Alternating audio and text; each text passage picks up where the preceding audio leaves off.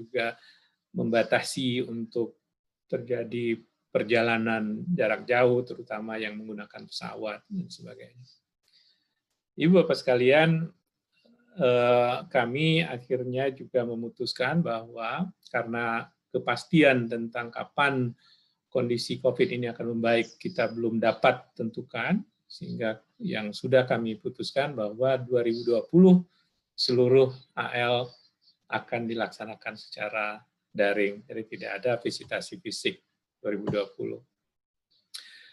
Sehingga bagi Bapak Ibu mungkin yang masih ada program studinya yang belum divisitasi dan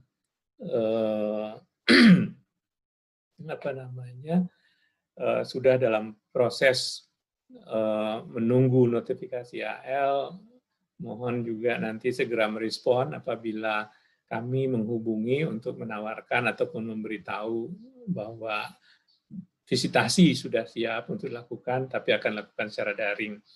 Kami mendapatkan informasi juga bahwa beberapa perguruan tinggi tidak merespon secara cepat, sehingga asesornya menunggu-nunggu, tadinya asesor sudah mengusulkan kira-kira tanggal sekian, tapi karena lambatnya respon dari perguruan tinggi menyebabkan ditunda lagi gitu ya waktu tersebut karena sudah terlalu mepet.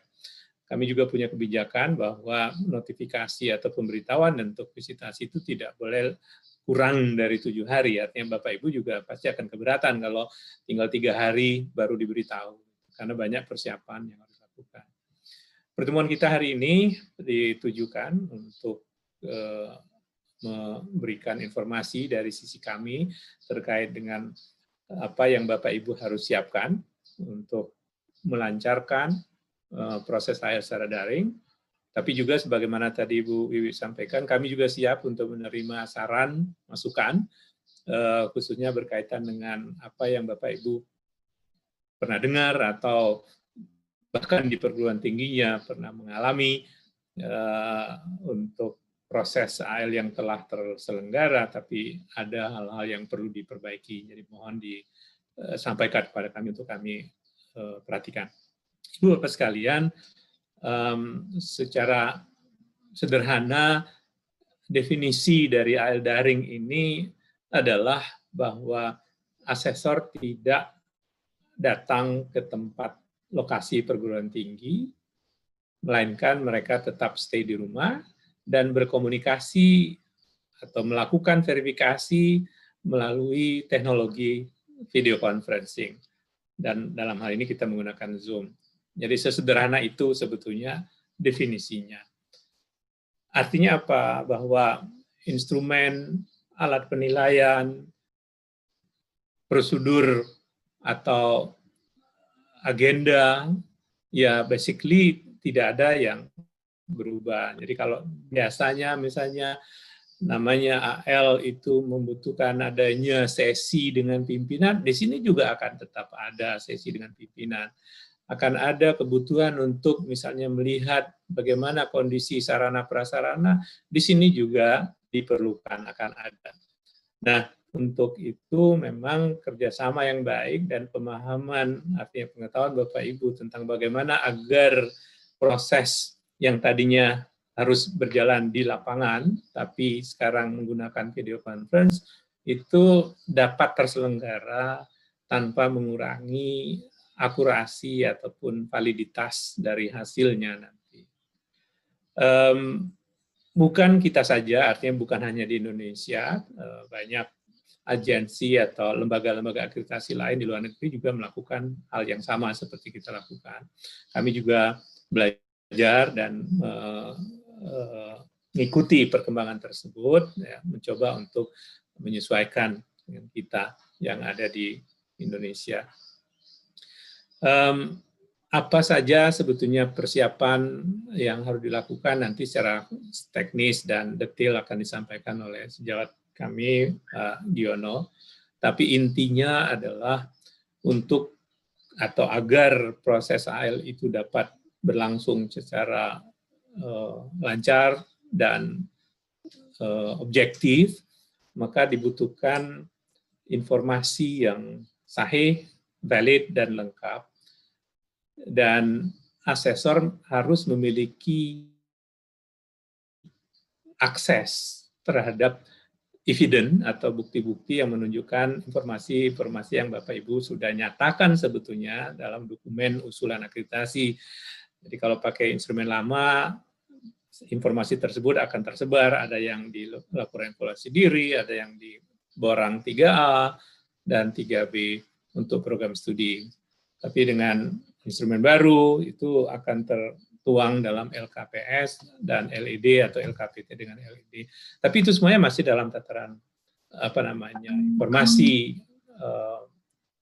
yang sifatnya summary mungkin, tapi bukti-bukti akan klaim itu dibutuhkan. Nah ini dia kuncinya, Bapak Ibu mohon kerjasamanya, misalnya terkait dengan sertifikat kompetensi dosen misalnya, ya mungkin tadinya belum dilampirkan, sekarang disiapkan agar asesor dapat melihat walaupun melalui video atau melalui scan dokumen gitu atau berkas gitu ya. Demikian juga untuk sarana prasarana laboratorium atau kebun percobaan atau apalah klinik kampus gitu yang tadinya mestinya Bapak Ibu asesor akan ikut keliling melihat itu secara fisik, tapi sekarang Bapak Ibu cukup menyampaikan foto atau video dari informasi tersebut. Informasi-informasi dan evidence ini akan Bapak Ibu sampaikan nanti dalam bentuk repository yang mana asesor diberitahu bagaimana atau di mana itu disimpan. Itu saya pikir yang paling krusial. Kemudian juga tentu saja kita harus mendefinisikan bahwa sisi perguruan tinggi dengan adanya modalitas daring ini tidak berarti harus ngumpul di kampus. Jadi yang kita sering temukan bahwa di pihak perguruan tinggi memaksakan diri, ini akan ada AL seperti adanya AL yang biasanya seolah-olah itu wajib sifatnya harus ngumpul di kampus, Bapak Ibu. Tidak harus, namanya juga daring. Jadi kalau memang belum memungkinkan situasinya, bisa di rumah masing-masing. Toh interaksi antara Bapak Ibu dengan para asesor nanti juga melalui Zoom ini gitu ya. Jadi tidak ada bedanya mau duduk di rumah atau di kampus. Intinya jangan memaksakan diri untuk berkumpul di kampus kalau situasi belum memungkinkan. Jika memang kondisinya memungkinkan dan dipandang bahwa itu akan lebih mempermudah untuk koordinasi, ya monggo. Misalnya paling enggak sebagian terutama yang menata dan mengisi atau task force yang mempersiapkan dokumen itu stay di kampus, karena dengan mudah misalnya nanti kalau asesor tanya yang tadinya belum disiapkan, oke, di situ tempatnya langsung bisa ditunjukkan gitu dengan kepada asesor. Otherwise tidak ada kewajiban dan keharusan Bapak Ibu bisa memfasilitasi proses ini dari tempat masing-masing. Mahasiswa sebaiknya tidak perlu diundang ke kampus, biarkan mereka di rumah masing-masing. Ya dengan asumsi sebetulnya mahasiswa punya akses pada internet ya. Jadi mereka punya HP yang punya aplikasi Zoom, kasih aja uang 100.000 untuk beli paket data gitu ya untuk 2 hari atau 1 hari, karena mahasiswa kan cuma 1 jam atau 1,5 jam, jadi tidak perlu dia stay the whole session untuk mengikuti sesi-sesi yang lain. Demikian juga alumni, Bapak Ibu akan lebih mudah sebetulnya mengundang alumni atau pihak pengguna alumni, cuman memberikan linknya saja nanti jam sekian Bapak Ibu tolong akses gitu. Ini akan lebih memudahkan. Jadi itu definisi kami tentang AL daring, jangan sampai salah paham bahwa seolah-olah wajib sifatnya bagi Bapak Ibu untuk berkumpul di kampus. Terakhir, kami berkeyakinan bahwa Bapak Ibu selaku penyelenggara program studi atau perguruan tinggi sudah punya pemahaman yang sama dengan kami bahwa akreditasi ini bukan tujuan. Tujuan kita adalah meningkatkan mutu. Dan salah satu cara untuk meningkatkan mutu itu adalah dengan melakukan asesmen akreditasi seperti yang kita lakukan ini. Gitu ya. Artinya apa? Bahwa karena tujuan kita dalam meningkatkan mutu, kita akan frank atau jujur, terbuka apa adanya. Kalau ada kondisi yang menurut kita memang belum baik, kita akui. Kalau yang sudah sangat baik, kita klaim sesuatu yang sudah baik, gitu. Sehingga kita tidak, we don't put the dust under the carpet, artinya nggak menyembunyikan debu-debu di bawah karpet sehingga seolah-olah udah licin dan bersih semua. Gitu. Karena justru dengan kejujuran dan keterbukaan tadi, Bapak Ibu menemukan esensi, nanti asesor akan memberikan saran atau rekomendasi, dan paling tidak dari perspektif dari asesor yang memang memiliki kompetensi untuk itu. Demikian Bu Wiwi yang dapat saya sampaikan. Saya ucapkan sekali lagi terima kasih, dan saya doakan semoga proses AL-nya berjalan lancar, dan hasil yang Bapak Ibu tunggu-tunggu insya Allah dalam waktu dekat setelah AL terlaksana itu akan Bapak Ibu dapat ketahui hasilnya atau terima hasilnya. Wabillahi taufiq wal hidayah. Assalamualaikum warahmatullahi wabarakatuh. Waalaikumsalam warahmatullahi wabarakatuh. Matur nuwun Pak Chan. Sesi yang kedua. Waalaikumsalam. Sesi yang kedua akan diisi oleh Bapak Dr. Sugiono.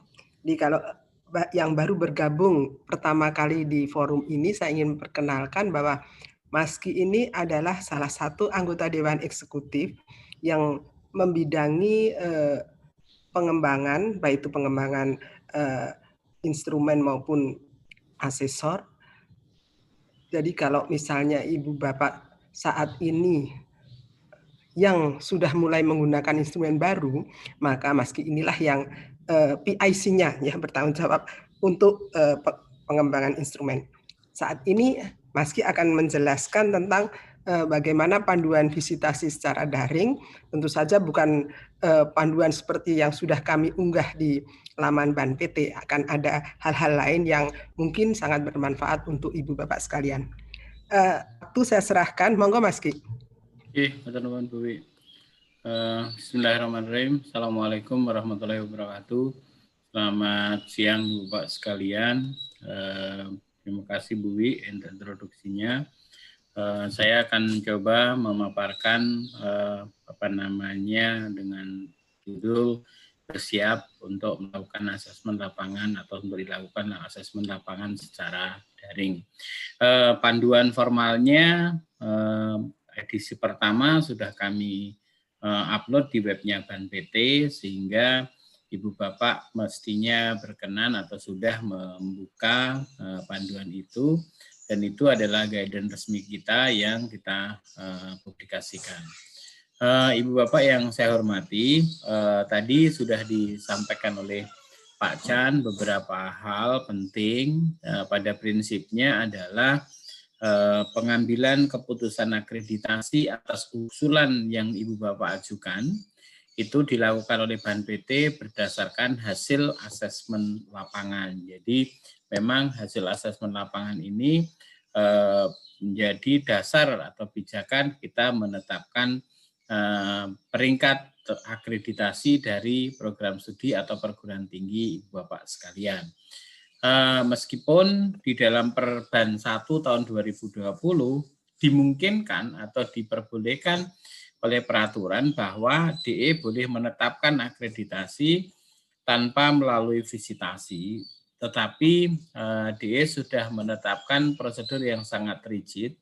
Salah satu syarat untuk bisa ditetapkan tanpa visit adalah tidak boleh terjadi perbedaan antara data submission atau usulan Ibu Bapak sampaikan ke BAN dan dinyatakan diterima dengan kondisi saat dilakukan visitasi.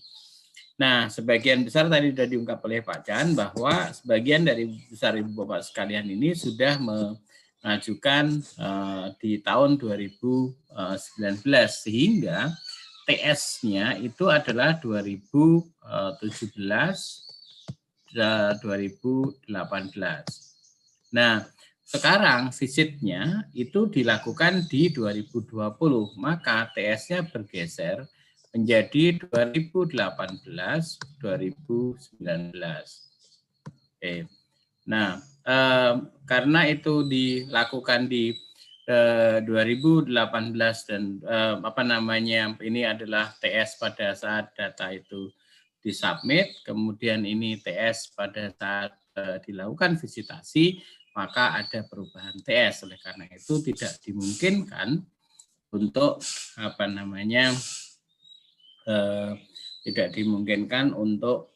tidak dilakukan AL. Jadi harus dilakukan asesmen lapangan. Dan Bapak Ibu sekalian di perguruan tinggi pasti menunggu hasil itu sebagai wujud pertanggungjawaban publik perguruan tinggi ke masyarakat. Nah, tadi disampaikan oleh Pak Chan bahwa sekarang ini masih ada hambatan untuk bisa dilakukannya visitasi secara face to face, dan kita tidak tahu kapan COVID-19 ini akan berakhir. Oleh karena itu 2020 tadi disampaikan Pak Chan, kita akan menyelenggarakan seluruh asesmen lapangan ini secara daring. Dan secara teknologi, Bapak Ibu sekalian, ini blessing in disguise bahwa sekarang hampir semua perguruan tinggi, semua dosen, mahasiswa sudah menggunakan teknologi informasi untuk melakukan komunikasi. Nah, secara prinsip tadi di dalam Perban 5 sudah disampaikan oleh Pak Chan, itu dimungkinkan untuk dilakukan asesmen lapangan tidak face to face tetapi daring. Nah, mohon maaf ini ada coretan. Ini kayaknya ada yang menggunakan pen tinta. Sebentar Ibu Bapak sekalian.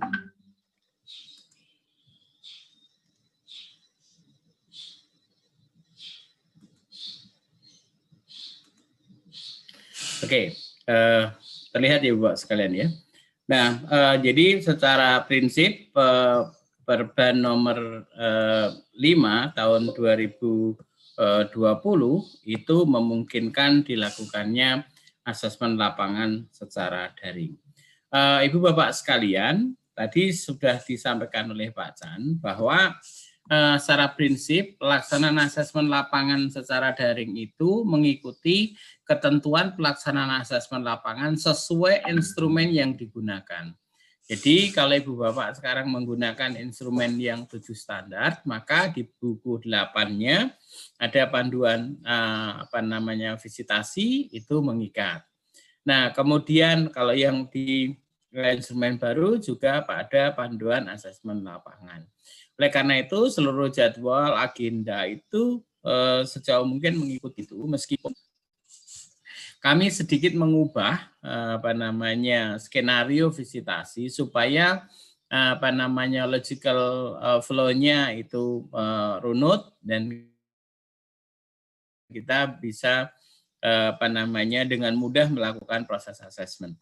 Nah, yang membedakan adalah modusnya saja. Jadi modus pelaksanaan ini yang berbeda. Biasanya asesmen lapangan dilakukan secara face to face, datang ke sana, Bapak Ibu ada hajatan jemput asesor, menyiapkan hidangan untuk visit, mengundang orang datang ke kampus dan lain sebagainya. Ini dengan daring, insya Allah Ibu Bapak lebih efisien karena tidak mengeluarkan biaya-biaya tambahan. Nah, BAN PT menjamin atau harus menjamin, mampu menjamin bahwa hasil penilaian akreditasi itu tidak dipengaruhi oleh bagaimana visitasi dilakukan. Jadi kami harus menjamin bahwa secara substansi hasil AL daring itu harus sama dengan hasil asesmen lapangan secara face to face.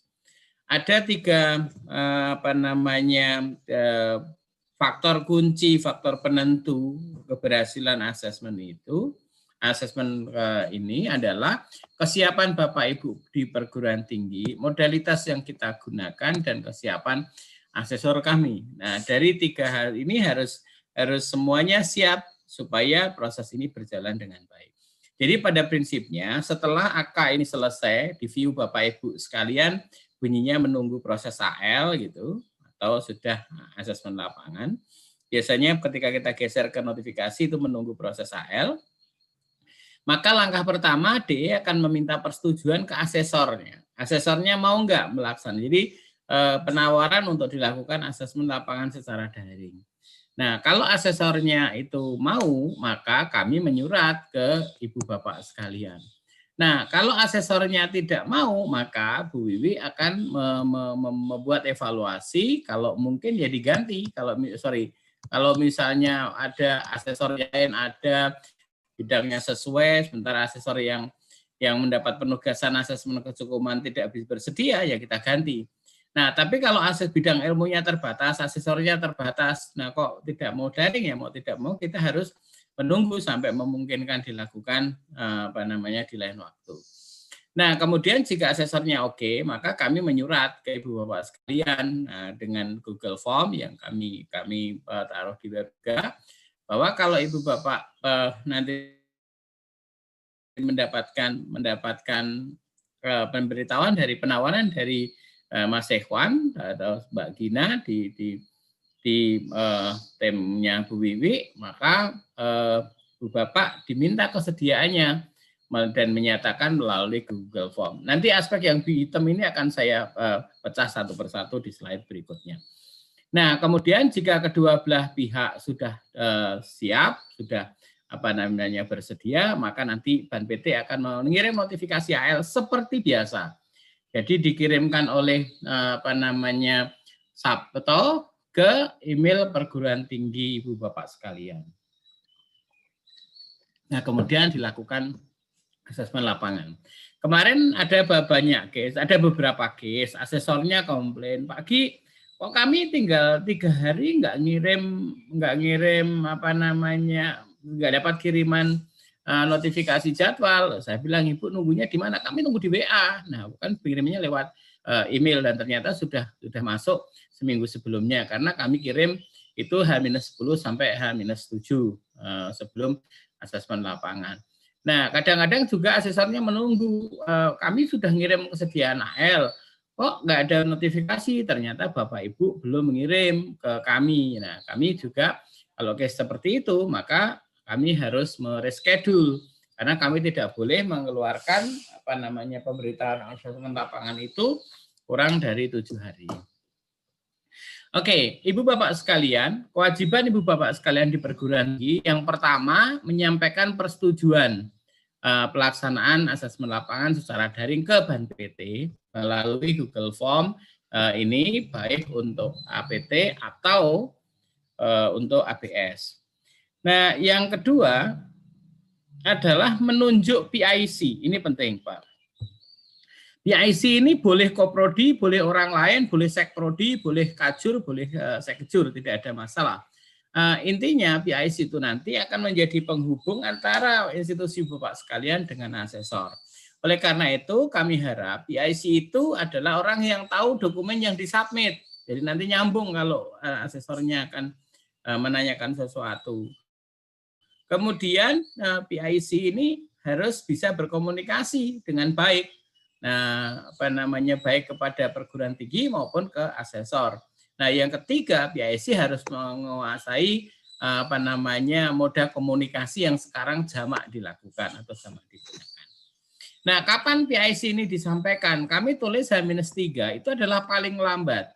Pada prinsipnya, karena pemberitahuan AL itu diberikan pada H-10 sampai dengan H-7, maka secepat Ibu Bapak sudah mendapatkan surat AL, maka segeralah tetapkan PIC-nya. Nah, PIC ini kemudian disampaikan ke asesor. Nah, supaya apa? Asesor punya kesempatan lebih lama berkomunikasi, barangkali ada hal-hal yang akan ditanyakan oleh asesor. Itu tugas yang kedua. Tugas yang ketiga adalah mengupdate data jika TS-nya berubah. Di sekarang ini Ibu Bapak ada dua kemungkinan. Ada yang Ibu Bapak sudah update melalui Sabto. Oke. Nah, kalau ini sudah terjadi update melalui Sabto, maka tidak perlu ada update data lagi. Bagi yang belum, tolong disampaikan sebelum AL. Jadi maksimal H-3 gitulah, itu sudah harus disampaikan update datanya. Karena data itu berkorelasi dengan informasi yang ada di dokumen, maka mestinya bukan hanya Excel-nya yang diubah, tapi juga dokumen pendukungnya, buku 3-nya misalnya 3A atau 3B gitu. Nah, kalau ada buku 3 atau 3B yang Ibu bawa submit, tolong sertakan summary-nya. Supaya apa? Asesor tidak kesulitan daripada membaca sekian ratus lembar halaman lagi, maka sudah ada summary apa sih yang berubah, sehingga nanti asesor tinggal pinpoint melihat perubahan itu. Oke, nah yang keempat, tugas Ibu Bapak sekalian di perguruan tinggi adalah menyiapkan data dukung. Jadi data-data dukung itu sudah kami tulis di panduan instrumen. Oke. Nah, data dukung ini harus Ibu Bapak simpan di sistem informasi yang ada di perguruan tinggi atau di dalam media-media penyimpanan yang tersedia secara gratis, apakah Google Drive, apakah cloud misalnya. Jadi kami tidak mengatur Ibu Bapak mau menyimpan di mana. Yang paling penting akses itu diberikan kepada asesor as soon as possible. Jadi lebih cepat, lebih baik. Intinya begitu. Jadi sekali lagi data dukung itu disimpan, boleh di sistem informasi perguruan tinggi jika Bapak Ibu sudah bagus, bisa dalam Google Drive, bisa di dalam cloud atau media penyimpanan lain, selama akses itu diberikan kepada asesor, paling lambat H-1, tapi prinsipnya lebih cepat, lebih baik. Oke, saya ingin tekankan, Bapak Ibu tidak perlu mengirim dokumen ke asesor. Jadi misalnya Ibu Bapak ngirim ini film panjang hasil, tadi ada teman-teman dari ISI kalau nggak salah. Ada program studi televisi dan film. Ini ada prestasi mahasiswa menghasilkan film panjang yang panjangnya 6 jam misalnya. Nah, Bapak Ibu bayangkan kalau itu Bapak Ibu kirim ke asesor, kan asesornya akan kelabakan karena tiba-tiba gadget mereka hang. Oleh karena itu kami tekankan Bapak Ibu tidak perlu mengirim file atau dokumen ke asesor. Nah, kemudian tugas Bapak Ibu yang keenam adalah menyiapkan semua pihak yang akan terlibat di dalam AL, proses AL, sesuai protokol COVID-19. Saran kami setiap sesi itu mungkin maksimal 15 orang lah yang Bapak Ibu sampaikan. Nah, setiap sesi 15 orang per sesi. Nah, tugas PIC nanti yang mengatur siapa masuk, siapa harus keluar dari ruang Zoom. Ban PT hanya memberikan satu ruang Zoom. Nah, oleh karena itu, karena hanya satu ruang Zoom, maka tugas PIC menjadi penting. Tadi saya sampaikan bahwa protokol COVID harus dipegang. Artinya, Bapak Ibu tidak perlu mengajak semua pihak yang terlibat itu datang ke kampus jika memang kondisinya tidak memungkinkan karena adanya kewajiban mengikuti protokol COVID-19.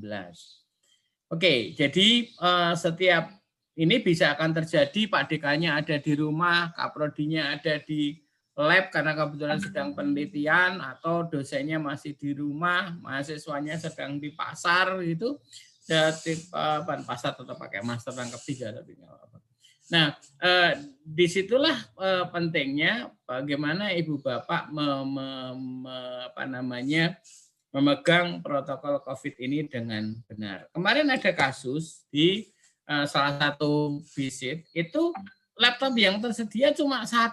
Jadi karena 1 gentian masuk gitu, kayak orang nunggu pasien di dokter, pasien nunggu dokter di rumah sakit itu nunggunya kelamaan gitu. Padahal ketemunya cuma 15 menit paling lama, atau ini ternyata nunggunya udah 3 jam sendiri, kan kasihan.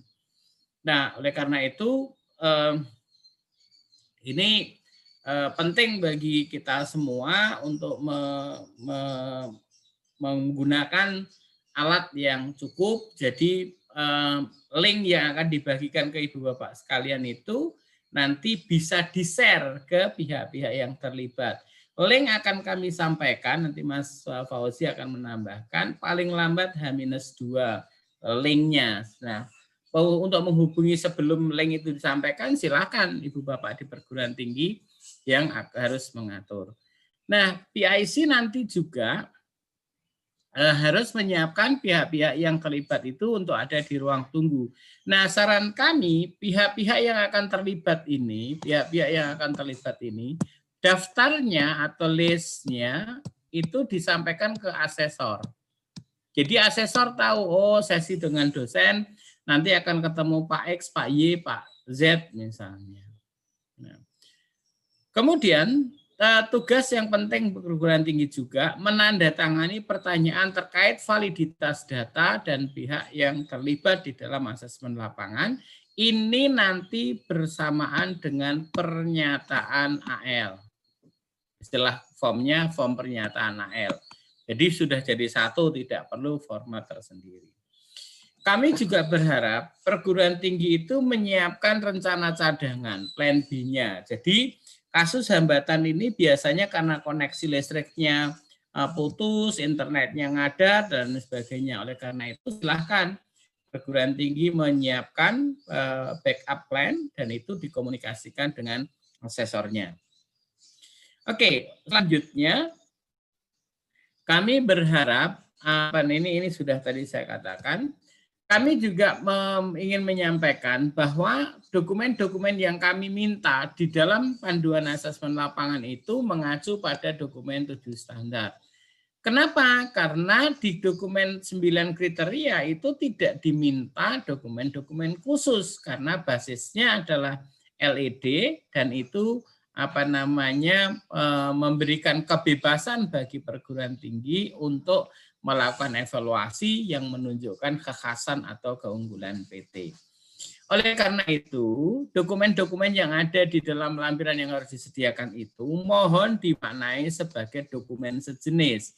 Artinya Bapak Ibu boleh menambahkan dokumen lain atau nama lain, tetapi konteks dokumen itu sama.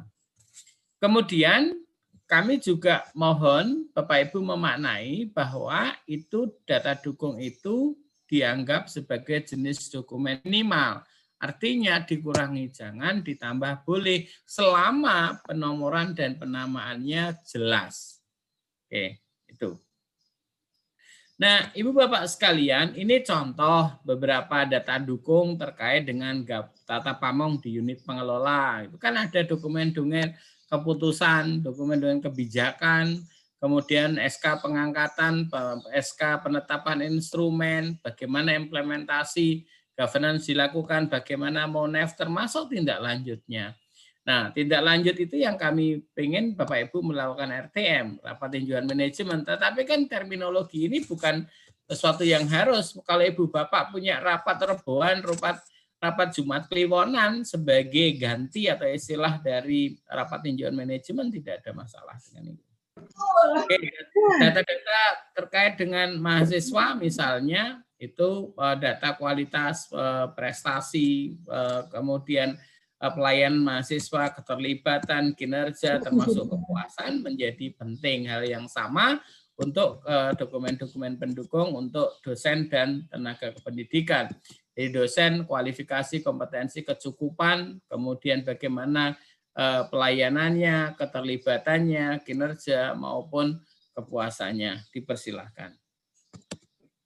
Oke, nah ini contoh Ibu Bapak sekalian. Kalau data mahasiswa khususnya sarjana misalnya, itu JMTTS pada tabel 311 harus sama dengan 314. Nah, ini kan nanti menjadi penting untuk Bapak Ibu siapkan dengan baik. Data dukung mahasiswa jadi SK pengangkatan mahasiswanya dan lain evaluasinya dan lain sebagainya. Kemudian JMTTS itu nanti yang form akan digunakan untuk membagi banyak komponen, menetapkan rasio mahasiswa dosen, rasio pembimbingan akademik, bimbingan TA, DOM dan lain sebagainya itu berdasarkan DTPS. Nah, saya ingin sampaikan terkait dengan DTPS supaya Ibu Bapak clear. Jadi di dalam akreditasi BAN-PT itu ada ada pengertian dosen. Dosen itu ada dua macam, dosen tetap, dosen tidak tetap. Kalau dosen tetap artinya diangkat oleh pimpinan yayasan atau badan penyelenggara atau pemerintah ditempatkan pada perguruan tinggi Bapak sekalian. Nah, yang akan banyak berperan nanti adalah dosen tetap. Dosen tetap itu ada dua macam. Dosen tetap yang bidang keahliannya sesuai dan bidang kedua keahliannya tidak sesuai. Yang nanti akan menjadi banyak pembagi adalah DTPS. Dosen tetap dengan bidang keahlian yang sesuai. Itu ada dua macam. Ada yang terdaftar di PD Dikti, di prodi yang diakreditasi atau pada prodi yang lain. Tidak ada masalah, itu bisa digunakan sebagai pembagi selama memang yang bersangkutan terlibat. Nah, ketika DTPS sudah kepegang, maka kita akan sesuaikan keahliannya terhadap apa? Terhadap mata kuliah yang diampu, terhadap bimbingan tugas akhir misalnya. Nah, DTPS nanti tadi saya katakan akan membantu membagi rasio mahasiswa dosen, menentukan jumlah bimbingan. Dan DTPS akan diukur kinerjanya. Kalau DTT kan tidak, DTT tidak diukur, tapi DTPS diukur. Jadi baik kinerja akademik, penelitian, publikasi maupun PKM. Ini contoh ukuran di dalam instrumen kita. Jadi sekali lagi, BAN-PT tidak pernah menggunakan program studi sebagai home base dosen. Jadi home base dosen bagi BAN-PT itu adalah levelnya perguruan tinggi. Ini harus kita sepakati atau harus kita sampaikan ke Ibu Bapak sekalian. Oke, nah asesor mau ngapain nanti? Asesor nanti akan mengakses semua data. Asesor akan meminta update data jika program perguruan tinggi belum melakukan perubahan TS. Asesor akan menyampaikan butir-butir yang akan diklarifikasi melalui PIC paling lambat H-2, if any. Jadi kalau ada yang mau diklarifikasi, ini sifatnya opsional bagi asesor. Tapi kenapa kita berikan kesempatan itu? Karena tidak mungkin kita sedang daring ini tiba-tiba tolong carikan ini ya. Padahal kalau posisinya jauh gitu kan tidak mungkin bisa diakses. Nah, asesor mungkin nanti akan meminta tambahan data atau informasi jika diperlukan. Jadi pada saat asesmen itu jika diperlukan maka asesor bisa meminta ke Ibu Bapak sekalian. Oke, pada akhirnya kami berharap bahwa perguruan tinggi itu harus bersiap memang.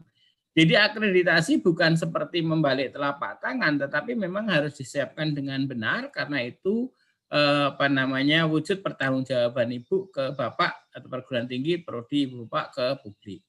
Oleh karena itu kami mohon perguruan tinggi bersiap, tidak perlu defensif. Defensif itu bahasa Jepangnya ngeyel gitu. Padahal jelas itu tidak benar, tapi ngeyel mempertahankan pendapat itu namanya defensif. Nah, kami juga berharap Ibu Bapak di perguruan tinggi jujur dengan data ini. Jujur itu nanti akan terlihat kok sebenarnya di dalam proses. Jadi kalau istilahnya Pak Kiai yang namanya kebatilan itu punya self-destructive mechanism. Jadi bisa merusak dirinya sendiri. Katanya tidak ada kebatilan yang konsisten. Oke. Tapi bukan berarti dibalik, kalau tidak konsisten jadi batil, bukan. Tidak ada kebatilan yang konsisten dan kebatilan yang akan ditutup kebatilan yang lain. Jadi tolong tidak dilakukan. Dishonesty itu dihindari. Kenapa kita harus jujur, harus tidak perlu defensif, harus bersiap, karena yang akan datang itu kolega kok, Bu. Itu adalah peer, Pak, Bu. Nah, kenapa juga kita harus punya sikap yang tiga ini? Karena nanti hasil akhir dari proses ini adalah rekomendasi. Jadi rekomendasi yang bisa digunakan untuk memperbaiki mutu perguruan tinggi Bapak Ibu sekalian. Nah, Ibu Bapak sekalian, saya ingin tunjukkan agenda visitasi baik APT maupun APS. Ini adalah agenda visitasi. Ini di sebelah kiri adalah untuk APT, di sebelah kanan adalah untuk APS. Nah, mau itu 7 standar maupun 9 kriteria menggunakan rundown ini. Bapak Ibu perguruan tinggi tidak perlu mengusulkan jadwal karena asesor sudah menggunakan atau harus menggunakan jadwal ini. Oke, jadi yang paling penting nanti setelah pembukaan adalah ketemu dengan pimpinan PT atau pimpinan unit pengelola. Oke, terkait apa? Kebijakan makro pengembangan perguruan tinggi unit pengelola terkait juga dengan prodi yang diusulkan. Nah, setelah dengan pimpinan PT, nanti akan ada ajang konfirmasi LKPT atau Excel Data PT atau LKPS atau Excel Data PS. Nah, ini tidak ada di dalam panduan asesmen lapangan yang lama, tetapi di yang baru kami jelaskan bahwa penyepakatan data ini dilakukan di awal supaya seluruh pihak itu nanti menggunakan data yang sama. Oke, nah data yang sama, data yang terbaik itu adalah data yang paling akhir atau TS paling akhir yang berhasil di-submit. Jadi data untuk misalnya Bapak Ibu sekalian ya per 31 Agustus 2019 untuk akademik atau 31 Desember 2019 untuk non akademik. Nah, ini adalah data-data yang harus disepakati.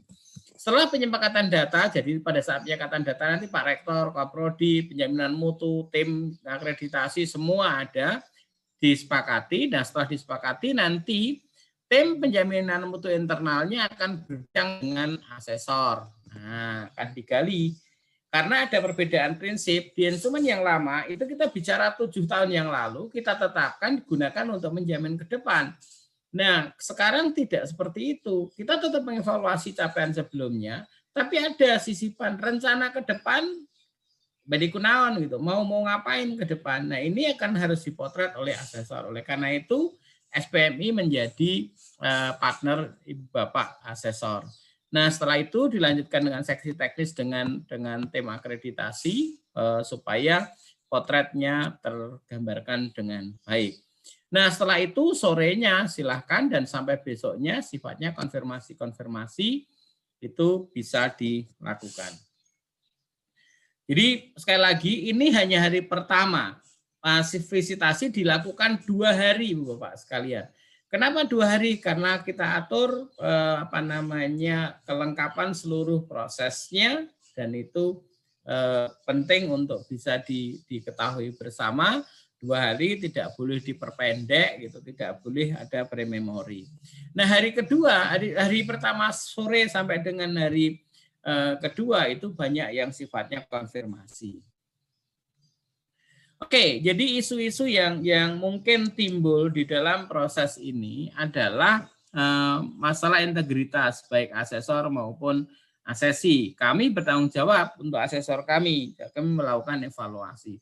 Nah, dari Bapak Ibu di perguruan tinggi, institusi perguruan tinggi harus menjamin bahwa data itu tersedia, bisa diakses dan valid. Nah, ini tanggung jawab perguruan tinggi. Tanggung jawab asesor adalah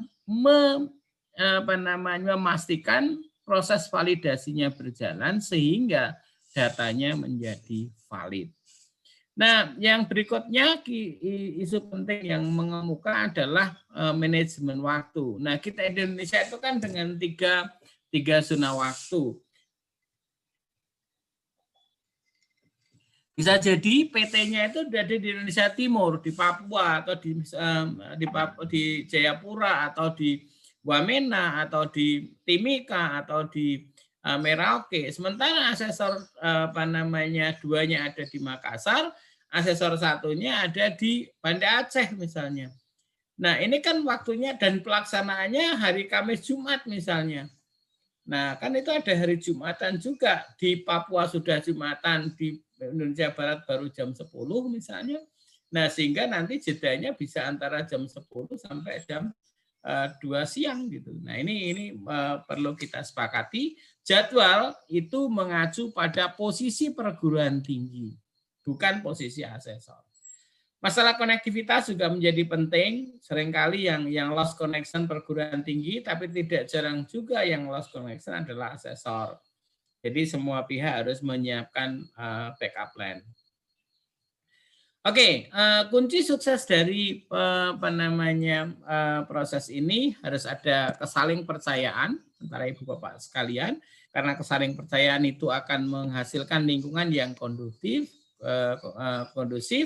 dan lingkungan yang kondusif didukung oleh ekspertis dari semua pihak yang terlibat, maka harapan kami hasil yang lebih baik itu akan terjadi. Ini harapan kami. Demikian Ibu Bapak sekalian, proses persiapan yang harus Ibu Bapak siapkan. Sekali lagi tetap harus tunduk pada protokol COVID. Kemudian mohon maaf ini Pak Bazidudu tidak perlu share screen, Pak. Ini oke. Jadi protokol COVID harus tetap diikuti. Bapak Ibu bersiap tadi masalah digitalisasi dokumen gitu. Kalau itu dokumennya adalah dokumen-dokumen formal yang sudah ada link websitenya, silahkan tinggal linknya saja yang diidentifikasi untuk disampaikan kepada asesornya gitu. Peraturan-peraturan misalnya kalau perguruan tinggi negeri peraturan kepegawaian misalnya PP 10 yang sekian ribu lembar gitu, sekian ratus lembar kan tidak perlu Bapak scan semua, tinggal cari web linknya untuk di-share ke asesor. Begitu Bu Wi yang bisa saya sampaikan. Terima kasih. Assalamualaikum warahmatullahi wabarakatuh. Waalaikumsalam warahmatullahi wabarakatuh. Matur nuwun Mas Ki. Ibu Bapak sekalian, kadang setelah visitasi Ibu Bapak nunggu ya kapan SK-nya keluar. Kalau cepat langsung keluar pleno keluar, tapi kadang-kadang juga menunggu berapa lama gitu. Kenapa tidak keluar-keluar? Yang teman saya yang divisit sama-sama sudah keluar misalnya gitu. Nah, kemudian juga misalnya apa saja layanan yang ada di BAN PT? Mas Agus atau Mas Fauzi nggih? Ini Mas Agus ada nggak? Ada, Bu. Mas Agus. Oh nggih. Mas Agus, Prof. Agus Setiabudi ini adalah sekretaris Dewan Eksekutif BAN PT. Mas Agus akan menjelaskan tentang hal-hal yang ada layanan kami dan bagaimana dengan urusan SK. Monggo Mas Agus. Ya. Baik, terima kasih Bu Wiwi. Bismillahirrahmanirrahim. Assalamualaikum warahmatullahi wabarakatuh. Waalaikumsalam warahmatullahi wabarakatuh. Bapak Ibu yang saya hormati, apa yang akan saya sampaikan tidak secara langsung berhubungan dengan proses asesmen lapangan secara daring yang akan segera Bapak Ibu laksanakan, tapi lebih kepada berbagai informasi terkait dengan proses akreditasi, terkait dengan hasil akreditasi, dan terkait dengan layanan-layanan akreditasi yang ada di BAN PT. Jadi Bapak Ibu sekalian, kalau saya menyimpulkan di BAN PT itu terdapat paling tidak 3 atau 4 saluran untuk mendapatkan informasi terkait dengan akreditasi. Ya.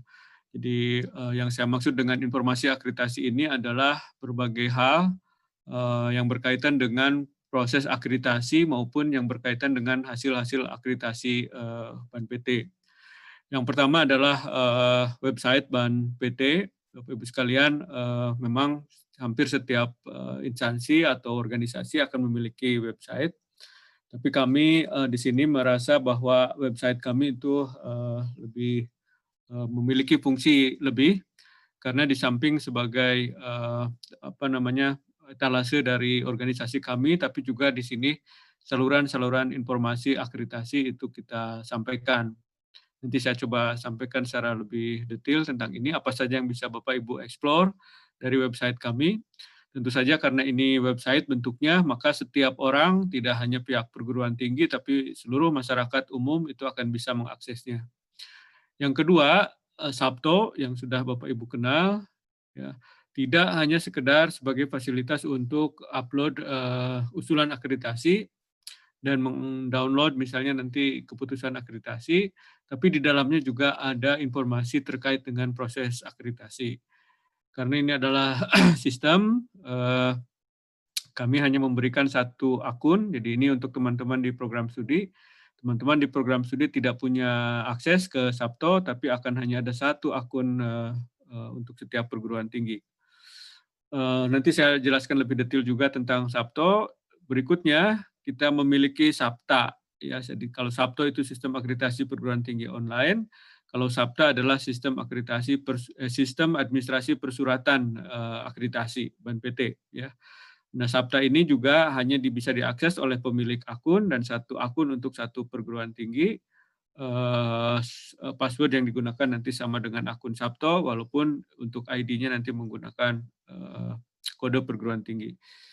Saluran lainnya tentu kalau kita bertemu dalam keadaan normal atau misalnya bertemu dalam melalui media daring.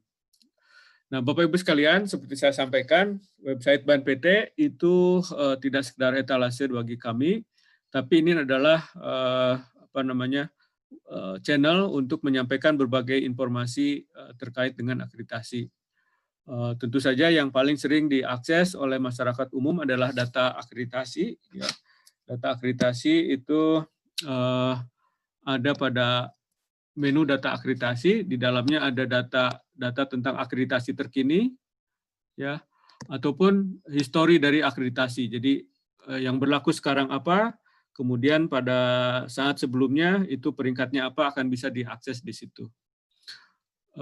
Tentu semua program studi dan perguruan tinggi yang sudah mengalami atau melalui proses akreditasi dan memiliki hasil akreditasi, itu datanya akan ditampilkan di situ. Termasuk data-data yang ada di PD Dikti, data akreditasi yang ada di PD Dikti, yang sekarang Bapak Ibu perlukan untuk pengusulan KIP, ya, itu datanya akan diambil dari database akreditasi yang ada di sistem kami. Jadi Bapak Ibu di perguruan tinggi yang memiliki prodi kesehatan misalnya, juga akan melihat data akreditasi dari prodi kesehatan di website BAN-PT. Tetapi mohon dicatat Bapak Ibu sekalian, data akreditasi untuk prodi-prodi kesehatan itu kami hanya menampilkan saja. Data awalnya itu adalah berasal dari lembaga akreditasi mandiri perguruan tinggi kesehatan atau LAMPTKS. Jadi kalau Bapak Ibu ingin mengubah data akreditasi prodi kesehatan di web BAN-PT, maka Bapak Ibu akan harus mengubah data akreditasi Bapak Ibu untuk prodi kesehatannya di LAMPTKS. Jadi BAN-PT hanya mengambil data di LAMPTKS untuk menampilkannya di sini. Jadi untuk yang prodi kesehatan, sekali lagi mohon kalau ingin memperbaiki data tampilan akreditasi di BAN-PT, terlebih dahulu harus memperbaiki data tampilan di LAMPTKS-nya. Silakan berhubungan dengan LAMPTKS. Nah, selain data akreditasi, setiap peraturan akreditasi, baik undang-undang, kemudian permen, kemudian peraturan BAN-PT, itu juga kami upload di sini. Ya, termasuk instrumen akreditasi terbaru, misalnya itu dalam bentuk peraturan BAN-PT, itu kami upload di website kami. Ya. Kemudian panduan dan prosedur, terakhir panduan dan prosedur untuk asesmen lapangan secara daring, panduan instrumen untuk penyetaraan instrumen suplemen konversi akreditasi juga kita upload di website ini. Ya, jadi segala sesuatu yang terkait dengan kepentingan perguruan tinggi itu selalu akan kami upload di sini. Nah, yang tidak kalah penting juga adalah bagian di pengumuman, Bapak Ibu, menu pengumuman. Di menu pengumuman ini akan terupdate sangat cepat, ya. Jadi tergantung kepada kebutuhan kami untuk menyebarkan informasi. Jadi informasi-informasi terkait implementasi kebijakan, implementasi permen misalnya, itu juga kami tuangkan dalam bentuk surat-surat edaran, surat-surat pengumuman, ya, yang kami cantumkan atau kami upload di menu pengumuman ini. Ya, terakhir kami memberikan edaran mengenai ketentuan tentang pembatalan usulan akreditasi, termasuk juga sebelumnya tentang ketentuan atau panduan pelaksanaan AL secara daring. Ya, jadi pengumuman ini banyak sekali yang akan bisa Bapak Ibu peroleh. Ya. Termasuk misalnya prosedur penyetaraan akreditasi internasional, prosedurnya juga kita paparkan di website kami. Ya, jadi website BANPT sekali lagi tidak sekedar etalase bagi BANPT, tapi adalah saluran informasi yang sangat penting, terutama bagi perguruan tinggi dan program studi yang sedang dalam proses akreditasi. Ya. Nah, beberapa pertanyaan melalui surat yang datang ke kami, sebetulnya jawaban-jawabannya itu sudah tercantum di website kami, baik dalam bentuk surat atau pengumuman, maupun dalam bentuk running text yang ada di sini misalnya. Kami juga sudah memiliki daftar pertanyaan dan jawaban yang biasa muncul dari perguruan tinggi, ya, sehingga Bapak Ibu yang memiliki pertanyaan yang sama bisa mengecek jawabannya pada bagian FIQ, ya, frequently asked question. Itu Bapak Ibu sekalian saluran informasi akreditasi yang pertama, website BANPT. Setiap orang akan bisa mengakses informasi ini. Berikutnya Bapak Ibu, ya, terkait dengan Sabto, ya, Sabto ini tentu sudah Bapak Ibu kenal dengan baik sebagai sistem yang bisa digunakan untuk menyampaikan usulan akreditasi. Ya, ini sudah Bapak Ibu lakukan, karena itu Bapak Ibu sudah dalam fase AL tentu melalui tahap penyampaian usulan akreditasi. Nah, di samping itu, Sabto ini juga bisa Bapak Ibu gunakan untuk memantau status proses. Di tahap awal misalnya apakah kelengkapan administrasi dari usulan Bapak Ibu sudah lengkap atau tidak, itu bisa dipantau. Kalau ada kekurangan, kami memberikan notifikasi revisi kepada Bapak Ibu sekalian di dalam Sabto. Ya, jadi untuk operator Sabto, itu mohon untuk mengecek tidak hanya status di bagian luar. Jadi di menu Bapak Ibu akan bisa melihat daftar program studi yang sedang dalam proses usulan akreditasi. Bapak Ibu akan bisa melihat bagaimana status proses dari program studi A, program studi B, program studi C, dengan cara mendalami informasi yang ada di dalamnya. Tidak hanya melihat di bagian luar. Jadi klik program studi yang bersangkutan, atau usulan yang bersangkutan, maka di dalamnya akan ada berbagai informasi. Termasuk informasi untuk melakukan revisi misalnya tadi. Informasi untuk tentang apakah setelah proses AL ada kekurangan persyaratan akreditasi, misalnya jumlah dosen, keberadaan data predikti. Itu kami salurkan informasi tersebut melalui Sabto. Karena kami tidak mungkin untuk memberitahukan ini melalui surat biasa, ya, dan banyak sekali kendalanya kalau melalui surat, sehingga informasi ini kami rasa lebih efektif untuk disampaikan melalui Sabto. Ya, untuk itu operator Sabto dan tim SPM penyeminan mutu itu senantiasa mengecek Sabto ini secara reguler, karena update informasi di Sabto ini itu akan terjadi setiap hari, paling tidak 1 minggu sekali itu akan ada update terkait prodi-prodi tertentu, tentu saja. Nah, termasuk juga pemberitahuan AL dan asesor yang tadi biasanya di pertemuan-pertemuan seperti ini selalu ada yang menanyakan, kok pemberitahuan AL-nya belum ada, kok asesornya siapa kami belum tahu, ya. Padahal surat tugas pemberitahuan pelaksanaan AL juga kami kirimkan melalui Sabto. Ya, jadi mohon untuk mengecek ke Sabto. Kalau dari program studi tentu untuk selalu berhubungan dengan teman-teman SPM, teman-teman operator Sabto untuk mengetahui informasi tersebut. Terakhir, Sabto ini bisa digunakan tentu saja untuk mengunduh sertifikat atau keputusan akreditasi. Ya, jadi Bapak Ibu, keputusan akreditasi mungkin terakhir kan, kalau yang habisnya baru ini kan terakhir baru mendapatkan SK atau keputusan itu tahun 2016 atau mungkin 2017, 2015. Nah, sejak 2018 keputusan akreditasi dan sertifikat itu kami upload melalui Sabto ya dengan menggunakan dokumen elektronik dan tanda tangan juga elektronik sifatnya ya. Nah, terkait dengan keputusan akreditasi, Bapak Ibu sekalian, banyak sekali surat yang masuk ke kami menanyakan misalnya kenapa kami sudah mendapatkan SK akreditasi ya, tetapi kami masih dilakukan AL. Kemudian misalnya kenapa sebelumnya kami memiliki peringkat A, B, kemudian ternyata keputusan yang kami berikan itu C.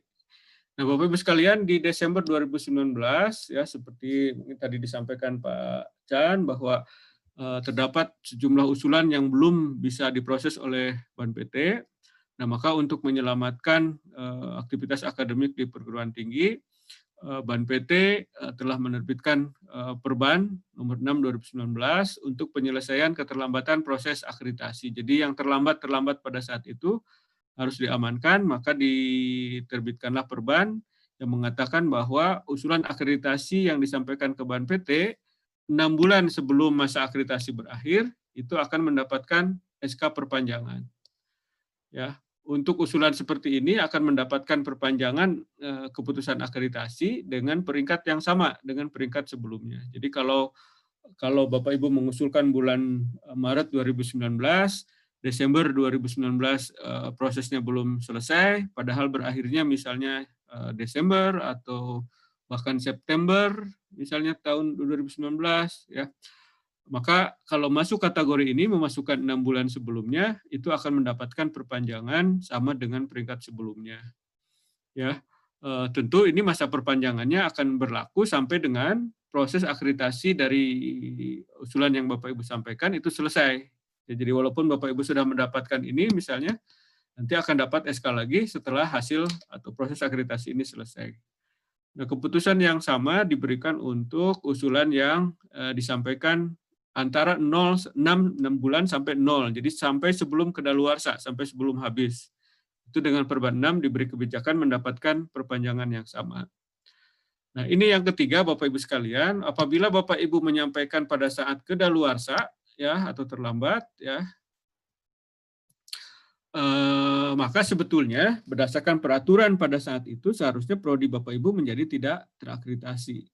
Tapi karena prodi Bapak Ibu sudah menyampaikan usulan, ya kemudian dengan Perban ini diberi mendapatkan privilege, mendapatkan keputusan akreditasi dengan peringkat C. Ya, jadi tadi yang saya sampaikan, kalaupun sebelumnya A atau B, tapi kalau menyampaikan terlambat, itu akan mendapatkan peringkat C. Ya, jadi banyak kasus yang menanyakan kenapa kami dapat C padahal sebelumnya A dan B. Itu karena Bapak Ibu menyampaikan usulan terlambat pada saat kedaluarsa. Nah, kemudian peringkat C juga diberikan kepada usulan-usulan program studi yang merupakan usulan akreditasi pertama. Ya, jadi akreditasi pertama juga mendapatkan peringkat C. Ya.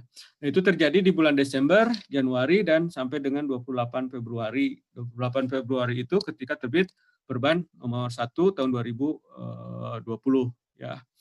Nah, Perban ini mengatur bahwa pertama, usulan-usulan akreditasi yang sudah ada di Sabto, kemudian prosesnya berlanjut, tapi masa akreditasinya berakhir, misalnya di bulan Januari, di bulan Februari, Maret, atau April, ya, usulannya sudah masuk ke Sabto, proses belum selesai, ya, maka ketika habis, misalnya bulan Maret, masa akreditasinya, itu kami melakukan perpanjangan keputusan sesuai dengan peringkat sebelumnya. Ya, jadi kalau Bapak Ibu termasuk proses lanjut, SK-nya habis di April, di Maret, April, Mei, Juni, itu mestinya sudah mendapatkan perpanjangan. Yang belum habis misalnya nanti akan habis bulan September atau Oktober, nanti perpanjangannya akan terbit menjelang habis, gitu ya. Kemudian juga ini tidak termasuk Bapak Ibu karena ada usulan-usulan juga yang dibatalkan, yang tadinya sudah A, sudah B, gitu ya, sudah puas dengan A dan B, walaupun usulan sudah ada di Sabto, Tapi Bapak Ibu membatalkan, maka itu mendapatkan perpanjangan keputusan.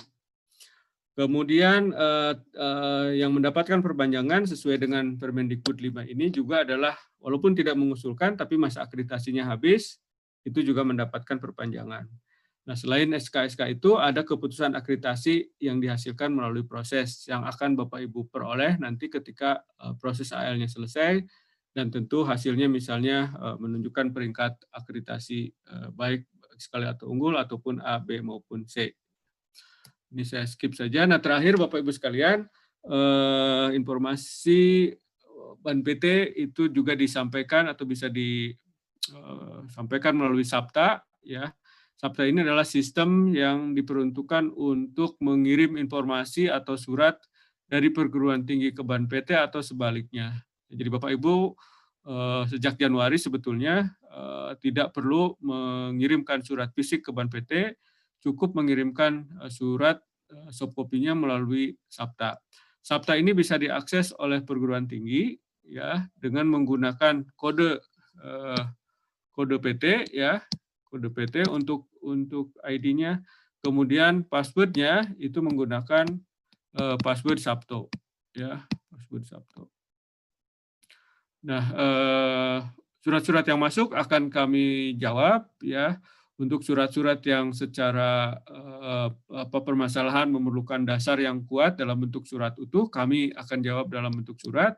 Untuk sekedar informasi-informasi biasa, kami akan kirimkan melalui catatan yang ada di SAPTA. Jadi Bapak Ibu tidak harus selalu berharap mendapatkan surat dalam bentuk surat fisik secara utuh, tapi bisa mendapatkan juga penjelasan dari kami melalui SAPTA dalam bentuk catatan sebagai jawaban atas surat yang Bapak Ibu sampaikan. Terakhir Bapak Ibu sekalian, kami ingin menghimbau Bapak Ibu di perguruan tinggi untuk selalu mengecek website BAN PT ya, karena banyak sekali surat yang masuk itu sebetulnya jawabannya sudah ada di website kami, baik dalam bentuk pengumuman maupun dalam bentuk perban misalnya. Jadi sebetulnya permasalahan itu sudah terjawab dengan perban, misalnya dengan aturan yang ada di perban, sehingga apabila Bapak Ibu memahami betul informasi yang ada di website dalam bentuk pengumuman ataupun dalam bentuk perban misalnya, itu tidak perlu menanyakan kepada kami. Kemudian untuk status proses, Bapak Ibu selalu memantau SAPTO, karena apapun langkah yang harus dilakukan oleh perguruan tinggi, itu kami selalu informasikan di SAPTO. Seperti tadi saya contohkan, misalnya ada kekurangan, kami menemukan bahwa satu program studi sebelum ditetapkan mengindikasikan ada kekurangan dosen misalnya, kami informasikan itu melalui SAPTO ya, dan persyaratan-persyaratan lain. SAPTA itu tadi sudah untuk jawaban atas surat yang dikirim dan untuk mendapatkan informasi khusus. Saya kira itu Bu Wiwi dan Bapak Ibu sekalian. Terima kasih. Assalamualaikum warahmatullahi wabarakatuh. Waalaikumsalam warahmatullahi wabarakatuh. Mas Agus. Semoga Ibu Bapak sekalian ini bukan yang pertama kali melihat webnya BAN PT gitu ya. Mudah-mudahan sudah akrab. Jangan-jangan ini adalah BAN PT ada webnya. Ada SAPTO, ada SAPTA gitu ya. Mudah-mudahan tidak seperti itu. Masih ada satu lagi sesi yang akan disampaikan oleh Prof. Fauzi. Jadi di kami di BAN PT ada yang bertanggung jawab untuk data dan IT. Ini adalah Mas Fauzi. Mau nggak Mas Fauzi? Terima kasih Prof. Wiwi. Assalamualaikum warahmatullahi wabarakatuh dan salam sehat. Sedikit saja saya ingin menambahkan, sebetulnya sudah lengkap apa yang disampaikan oleh Pak Direktur, Pak Ki, dan Pak Agus. Saya hanya ingin menambahkan informasi berkaitan dengan teknis untuk asesmen lapangan dengan daring atau online. Tadi sudah disampaikan oleh Pak Chan di pengantar bahwa asesmen lapangan ini dilakukan secara daring sehingga dibutuhkan adanya teknologi informasi komunikasi yang supporting ya, yang mendukung agar AL secara daring ini bisa berjalan dengan lancar, dengan baik. tadi juga sudah disampaikan oleh Pak Sugiono bahwa standar akreditasi atau dokumen-dokumen akreditasi itu diusahakan dibuat digitalisasi atau dalam bentuk soft copy, tidak harus dalam satu tempat, mungkin di beberapa tempat, karena sifatnya mungkin macam-macam, beda-beda, ada yang mungkin dianggap Bapak Ibu rahasia, misalkan visi, misi, dan seterusnya.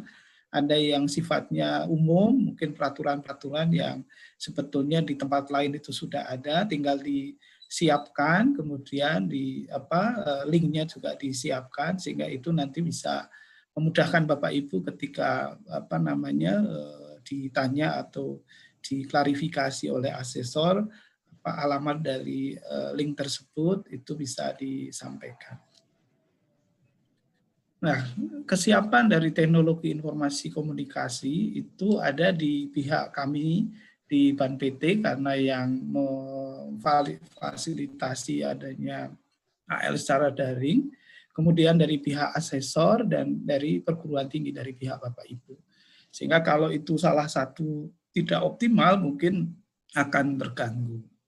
Nah, untuk optimalisasi bisa aja nanti Bapak Ibu mengantisipasi andai kata ada hal yang mungkin tidak optimal, misalkan sinyalnya kurang bagus atau mungkin putus-putus, bisa aja ketika sudah pembukaan dan mulai teknis berkaitan dengan apa-apa yang ingin diklarifikasi oleh asesor, Bapak Ibu bisa memindahkan atau pilihannya menjadi audio misalkan, videonya dimatikan, atau ketika tadi disampaikan juga oleh Pak Ki berkaitan dengan misalkan adanya giliran pemadaman listrik, maka mungkin perlu juga disiapkan cadangan energi yang lain.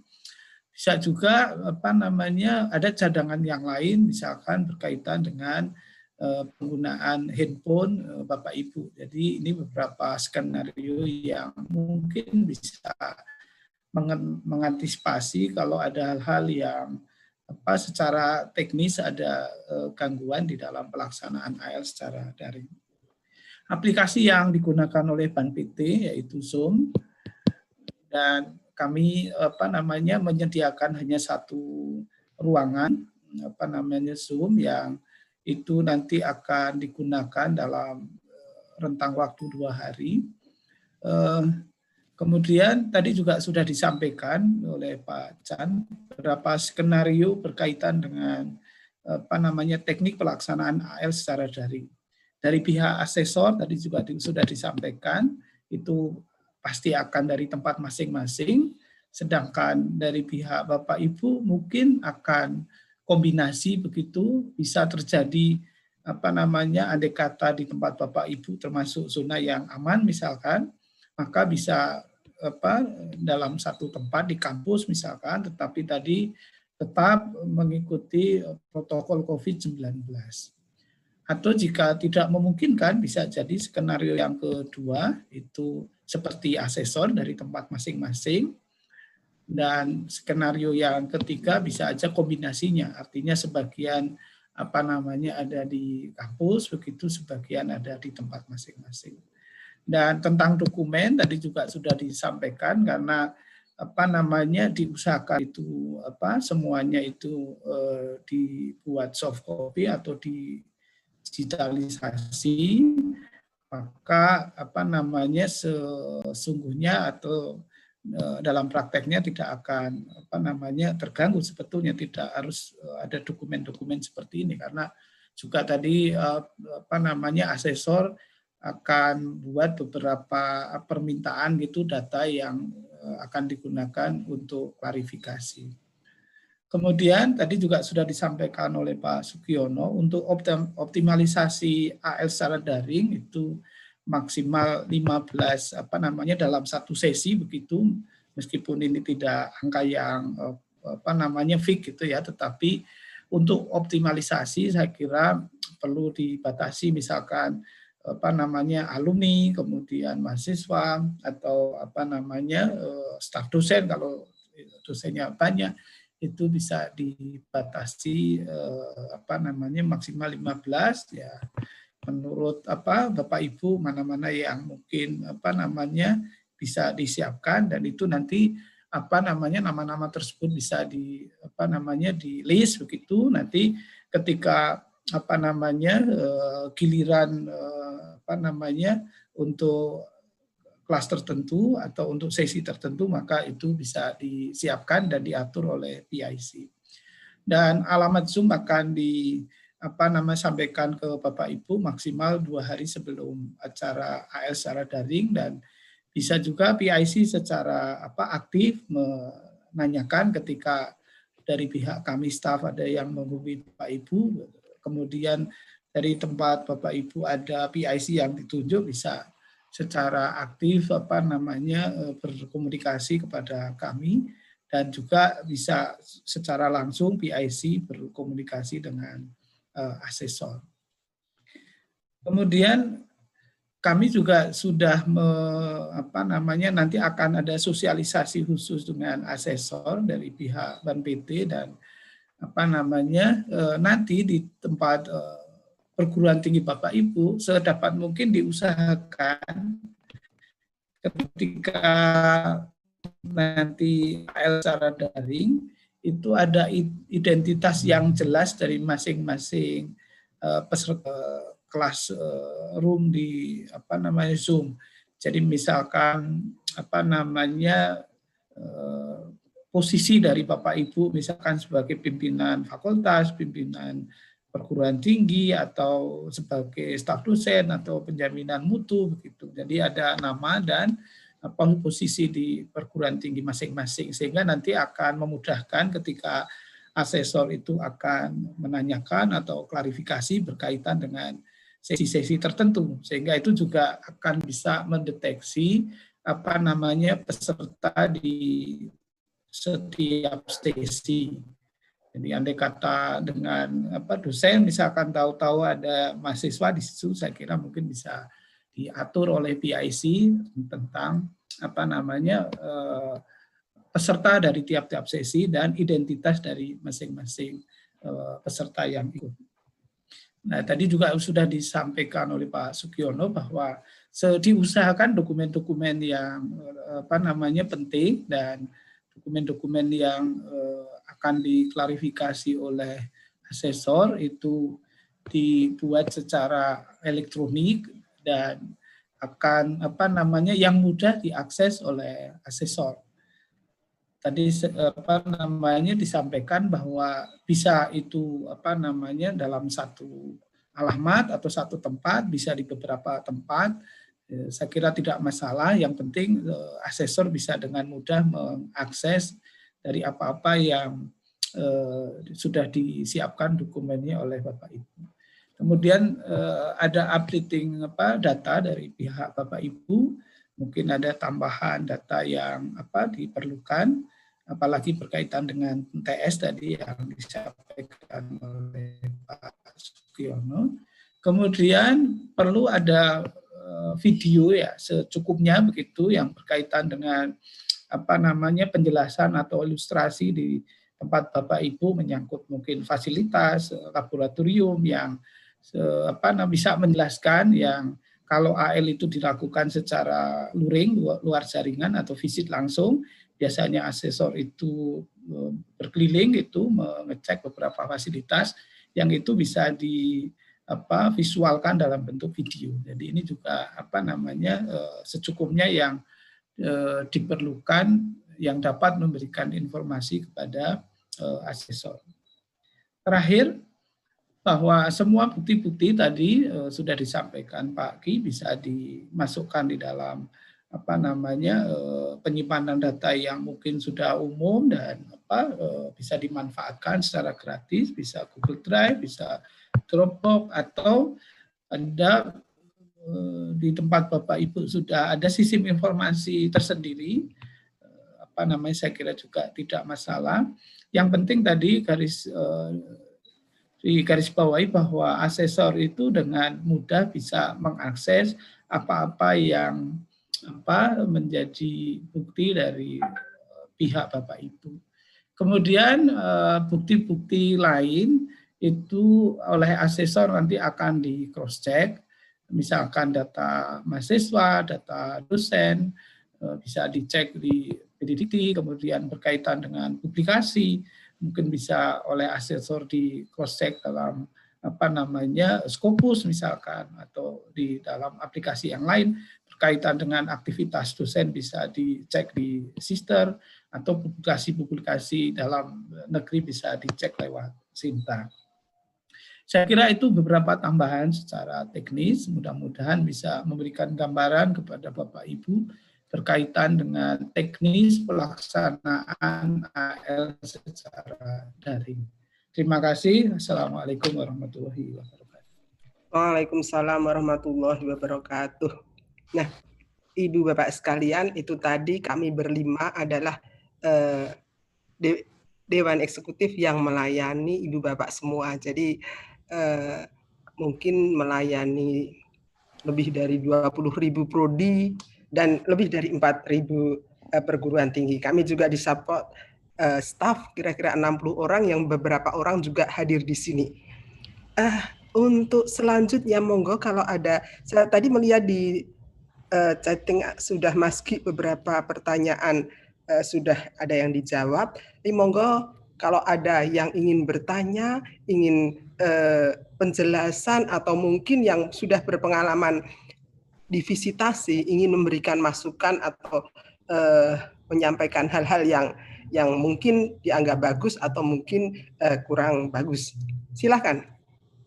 Izin dari Mercubuana. Monggo Bu Setiawati, silakan.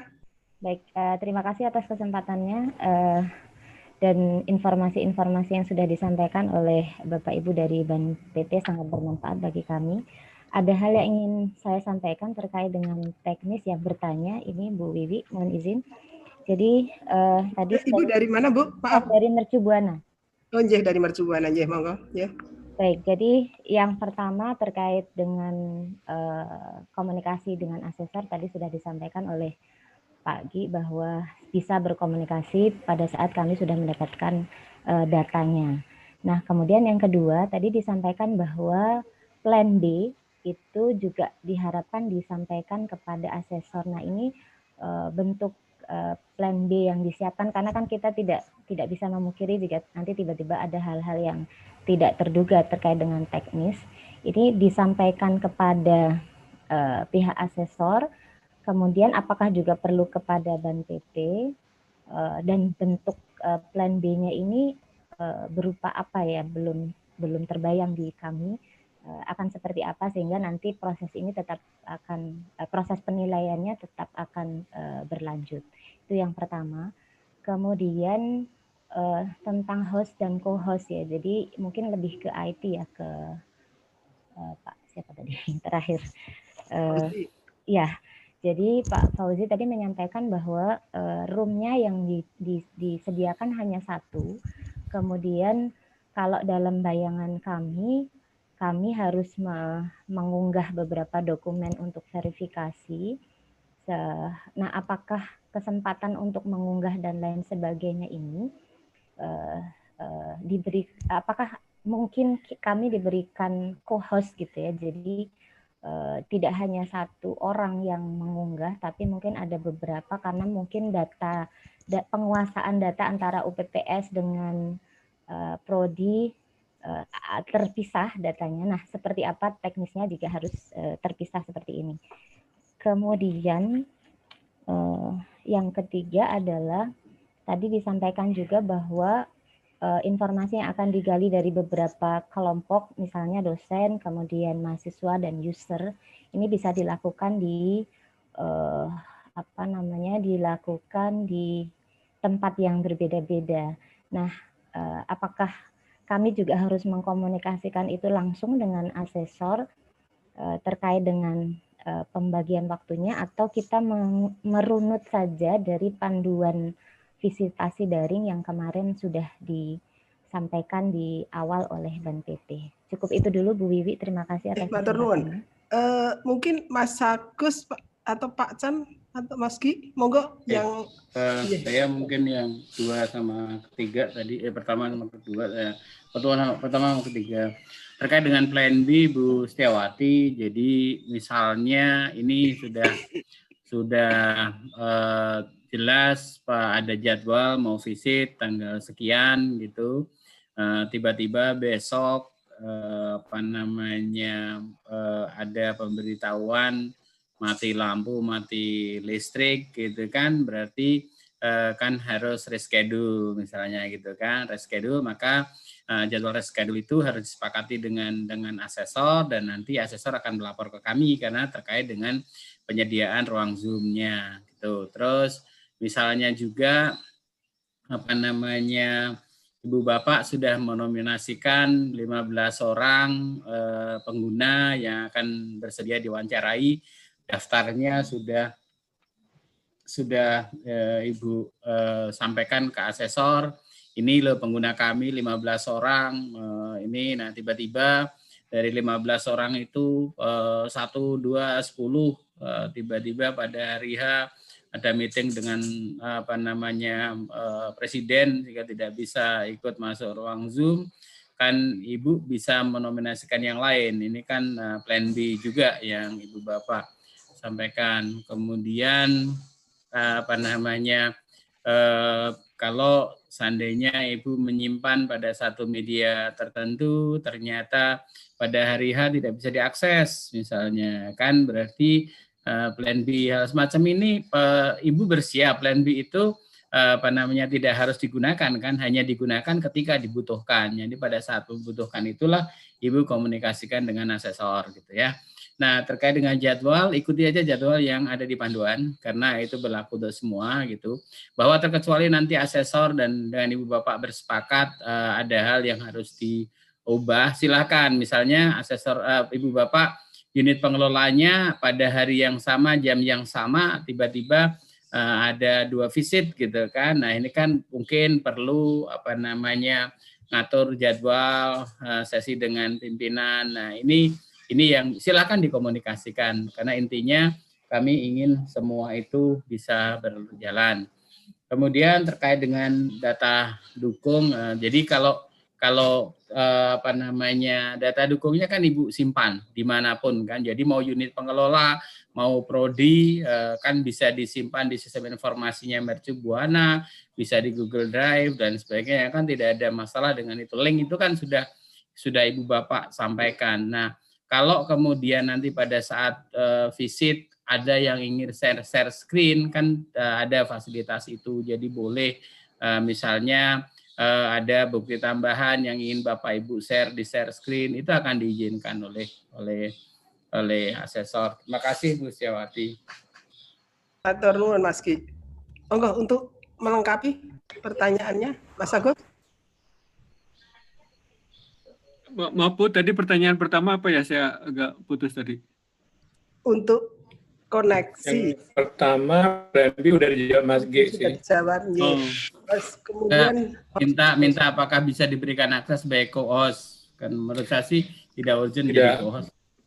Ya, jadi tanpa dalam kapasitas sebagai co-host sebetulnya Ibu tetap dapat mau share screen, mau menyampaikan informasi, dan tadi jumlah, jadi istilah satu ruang Zoom itu maksudnya adalah sesinya itu tidak di-split secara paralel. Jadi kayak kita sekarang, ya ini kita dalam satu ruang Zoom, semua orang tahu, semua orang mengikuti satu sesi yang sama.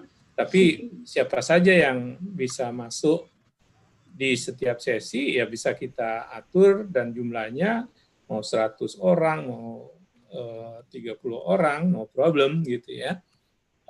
Tadi tapi diberi tips bahwa untuk sesi yang sifatnya in-depth interview dengan pihak-pihak itu kasihan kalau orangnya terlalu banyak, mereka pasti tidak akan dapat kesempatan untuk menyampaikan informasi.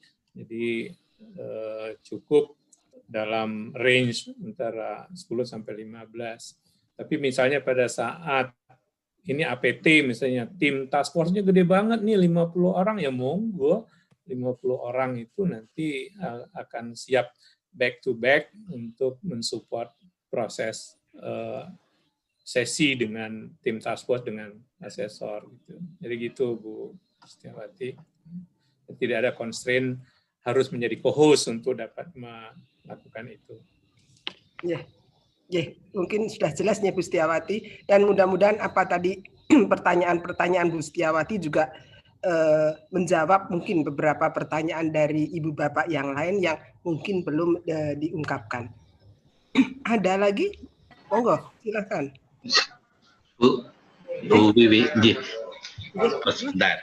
Ya, saya Imam dari Atma Jaya, Ibu. Ya, monggo silakan Pak Imam. Tapi sebetulnya bukan masalah teknis dari AL daring, tapi terkait tadi penjelasan Pak Agus bahwa prodi Magister Teknik Sipil kami itu memasukkan borangnya itu tidak terlambat. Tetapi SK perpanjangannya itu nilainya C, dan setelah kami cek di webnya Ban PT dengan nomor SK perpanjangan yang sama itu nilainya B, seperti itu permasalahannya. Jadi saya baru ingat tadi karena kebetulan ada mahasiswa yang minta bukti itu untuk izin belajar gitu loh. Terima kasih. Iya, Pak. Kami harus cek ke dalam datanya dulu ya, jadi saya belum bisa komentar banyak. Tapi semestinya kalau di webnya itu B, itu kan datanya mengambil dari Sabto, Pak. Jadi SK yang di Sabto itu nanti akan di-link ke website kami dan itu muncul sama dengan yang ada di SK. Tapi saya sedang lihat ini apa masalahnya. Saya nggak tahu bisa jawab sekarang atau tidak. Mungkin nanti berjalan dulu dengan pertanyaan lain. Nanti kalau saya ketemu masalahnya nanti saya sampaikan di forum ini, Pak. Kelihatan Pak Imam. Nanti kalau misalnya belum bisa dijawab pada saat ini, nanti tetap akan kami sampaikan. Ya, terima kasih Bu. Ya, ternuan. Ada lagi? Monggo Pak Trisantoso. Monggo silahkan. Terima kasih Bu. Assalamualaikum warahmatullahi wabarakatuh. Waalaikumsalam warahmatullahi wabarakatuh. Mau menanyakan tentang tadi PIC yang mengatur rotasi. Mungkin Bapak menyampaikan dari mana? Tri Santoso dari Pendidikan Kimia Universitas Tadulako, Sulawesi Tengah. Ya, monggo. Tadi tentang pengaturan PIC untuk rotasi per sesi tadi, Ibu, itu langsung dari prodi yang bersangkutan menunjuk seseorang, begitu misalkan nanti sesi pembukaan langsung ke pihak UPPS, maka nanti tim yang UPPS yang masuk ke sesi Zoom yang sesuai jadwal. Begitu selanjutnya, begitu kalau mau pindah ke prodi yang mengatur PIC, itu yang dimaksud. Terima kasih. Mas Ki, monggo Mas Ki.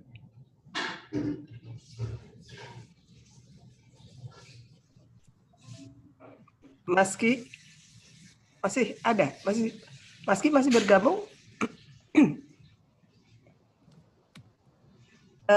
Ada yang mau membantu Pak Chan, Mas Fauzi?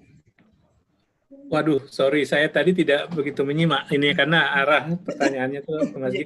Bisa ini lagi apa? Pak, mohon maaf Pak Chan.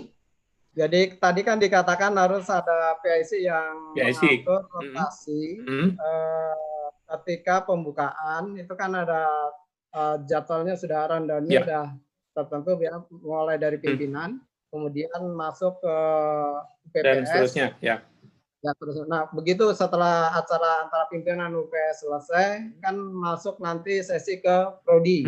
Nah, itu yang mempersilahkan apakah pihak asesor atau yang PIC tadi yang tadi. Ya. Jadi begini, sebetulnya memang PIC itu akan menjadi ya namanya PIC ya, point of contact bagi asesor. Jadi ada hal-hal yang untuk asesor melakukan transisi dari satu sesi ke sesi berikutnya membutuhkan support atau bantuan dari PIC, ya. Misalnya untuk memberitahukan bahwa pihak-pihak yang harusnya ada di sesi berikutnya itu kalau dia belum join secara virtual bisa diteleponin oleh PIC dan seterusnya. Nah, tapi yang mempersilahkan atau mengatur istilahnya masuk ke ruang sesi Zoom adalah asesor. Jadi triknya nanti begini biasanya. Jadi setelah asesor mendapat list orang-orang, nama-nama dan sebagainya dari PIC yang sudah diorganize per sesi. Jadi sesi ini nanti siapa aja, sesi ini siapa aja, namanya ini dan fungsinya. Maka asesor akan mencatat itu sehingga misalnya ini 10 menit lagi mau ke sesi berikutnya. By the way, tadi Mas Gi belum menyampaikan bahwa sebetulnya nanti disepakati dengan asesor untuk transisi dari sesi 1 ke sesi berikutnya boleh dikasih waktu jeda misalnya 5 menit, 10 menit gitu. Nah, pada saat itu maka PIC akan menyiapkan orang-orang atau nama-nama yang akan menjadi peserta di sesi berikutnya. Nah, karena ini di Zoom, kita punya yang namanya waiting room. Jadi oleh asesor sebagai host, orang-orang itu tadi itu mestinya ditaruh dulu di waiting room, dan yang memindahkan dari waiting room ke ruang sesi aktif itu adalah asesor sebagai host gitu. Itu Bapak. Jadi bukan PIC, karena PIC dia bukan host sehingga tidak bisa dia mengatur orang, memindahkan orang dari ruang waiting room ke ruang aktif. Kira-kira gitu, Pak. Jadi memang ini agak challenging karena teman-teman asesor kadang-kadang juga belum begitu piawai untuk menggunakan Zoom, jadi saling back to back lah, misalnya asesor yang kurang bisa diingatkan oleh PIC gitu ya, tapi role-nya untuk memindah-pindahkan orang itu adanya di asesor. Ya, gitu Pak. Ya paham, Pak. Terima kasih. Dr. Nuwun. Ini Mas Ki sudah hadir lagi. Di antara kita tadi ada pertanyaan tentang PIC, nyon ngapunten saya juga tidak baca chat. Jadi itu tadi sebetulnya perannya adalah untuk membantu semuanya, kan tidak mungkin kaprodi atau task force-nya yang nanti ngatur-ngatur itu. Mas Ki mau memberikan tambahan atau? Betul, sampun tadi udah Pak Chan, nggak apa-apa. Monggo untuk pertanyaan yang lain, Ibu Bapak. Ada yang resen Pak Imam Basuki. Pak Nuhman. Pak Imam Basuki kayaknya resen. Nuhman, Bu. Monggo Pak Nuhman, monggo. Sudah Nuhman, saya dari Fakultas Hukum Universitas Sang Tua Surabaya. Terkait dengan PIC tadi, Bu, bahwa kita kan harus menginformasikan PIC yang kita tunjuk itu ke panel H-3 gitu kan. Lah itu melalui media apa? Apakah langsung kontak dengan asesor atau ya melalui WA kontak dengan asesor atau melalui Sabto atau melalui Sabta, ini yang belum jelas kami. Terus yang kedua, masalah data-data yang sudah kita simpan dalam sebuah rumah, nggak tahu itu apakah repositori universitas atau dalam bentuk Google yang lain sebagainya, itu harus disampaikan ke asesor paling lambat H-1. Nah ini juga melalui media apakah? Melalui media apakah? Apa langsung komunikasi dengan asesor, by WA atau by phone atau yang lainnya? Itu mungkin yang perlu kami sampaikan. Terima kasih. Terima kasih. Kalian Pak Imam ingin menyampaikan sesuatu? Tadi sudah Bu, saya. Yang tadi monggo Mas Ki. Terima kasih. Sebenarnya saya pertanyaan yang sama tadi disampaikan ke Bu Setiawati sebenarnya. Jadi pada prinsipnya Pak, batas waktu ini umum dulu saya sampaikan ke seluruh Ibu Bapak sekalian. Batas waktu H-3, H-1 itu adalah the latest. Jadi paling lambat Bapak Ibu menyampaikan. Tadi saya sampaikan, jadi setelah Ibu Bapak menerima surat pemberitahuan AL, ada surat tugasnya, sudah ada nomor kontaknya, pada saat itulah PIC mengontak asesor. Jadi komunikasinya langsung, nanti apa namanya pada komunikasi itu kan akan terjalin dengan asesor, Bapak ini saya kirim via apa? Via WA, via email, via SMS, whatsoever, silakan, tidak ada masalah. Jadi apa namanya, saya menyarankan itu secepat Bapak mendapatkan informasi itu, secepat itu juga mohon segera kontak. Jadi kemarin ada kejadian lucu juga, sampai dengan H-3 itu perguruan tinggi belum ada yang apa namanya kontak. Begitu ditelepon oleh staf dan PT, ternyata perguruan tingginya menunggu ada link untuk upload dokumen tambahan, padahal kan dokumen data dukung, upload data dukung, padahal data dukung itu kan harus disediakan di perguruan tinggi masing-masing gitu. Ada kejadian seperti itu. Nah, banyak juga kelambatan proses itu terjadi karena Bapak Ibu tidak apa namanya segera menominasikan PIC, PIC-nya tidak segera kontak. Karena nanti PIC ini akan berperan cukup besar, Bapak. Pertama sebagai penghubung, juga nanti kalau ada asesor mengendaki data-data tambahan lain, karena asesor kami minta untuk mengirimkan daftar hal-hal yang akan diklarifikasi pada saat visit, supaya membantu Bapak Ibu sekalian siap. Kan kalau visitnya face to face kan tinggal Pak carikan dokumen ini, Pak carikan dokumen itu, ambilkan di sana, ambilkan di sini. Nah, pada posisi daring ini kan kemungkinan tidak terjadi, wong DK-nya ada di rumah, kaprodinya sedang di hotel dan sebagainya. Ini tidak mungkin terjadi interaksi seperti itu. Oleh karena itu kami minta asesornya jika diperlukan menyampaikan butir-butir yang harus diklarifikasi di depan. Nah, sekali lagi nanti bagaimana media komunikasinya, silahkan Pak didiskusikan. Asesor paling nyaman menggunakan apa gitu kan? Apa namanya, boleh WhatsApp, boleh pakai Telegram, boleh pakai apa namanya email, selama kalau itu terjadi komunikasi kan akan jauh lebih mudah. Begitu Pak Noman nggih. Masih ada lagi atau dari Ibu Bapak yang pernah divisit?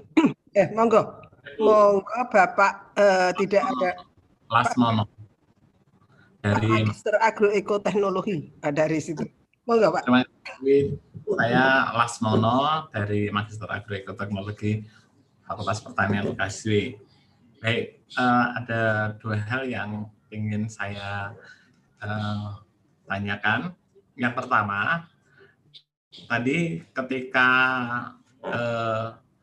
pihak-pihak yang akan terlibat dalam akreditasi ini untuk klarifikasi, misalnya alumni, pengguna, dan sebagainya tadi, dimasukkan ke ruang Zoom itu, apakah sebelum jamnya atau sehari penuh itu menunggu? Itu yang pertama. Jadi misalnya dia harus jam 1, jatah waktunya nanti jam 1, kira-kira akan dia harus connect ke Zoom itu berapa menit sebelumnya, itu yang pertama. Yang kedua, ketika kami misalnya memberikan penjelasan tentang yang perlu diklarifikasi dari asesor, kami kemudian ingin teman dari tim menambah informasi, apakah bagaimana etikanya atau bagaimana caranya. Itu saja Bu, dua itu Bu. Terima kasih. Monggo. Yang pertama terkait dengan kapan orang harus join, ya seperlunya aja Pak. Artinya kalau dia jam 1 baru ada sesi, jangan sampai jam 9 dia udah nongkrong ya. Jadi cukup 1+5, paling tidak ada waktu lah untuk dia tidak jam 1 peng gitu baru dial, baru call gitu. Jadi untuk pihak perguruan tinggi menginformasikan pada pihak-pihak yang Bapak Ibu harapkan untuk berinteraksi dengan asesor pada sesi-sesi tertentu, selain memberitahu jadwal, kasih tahu juga diharap katakanlah 10 menit sebelumnya sudah bisa join gitu. Mekanismenya nanti akan ditaruh oleh asesor ke ruang tunggu. Yang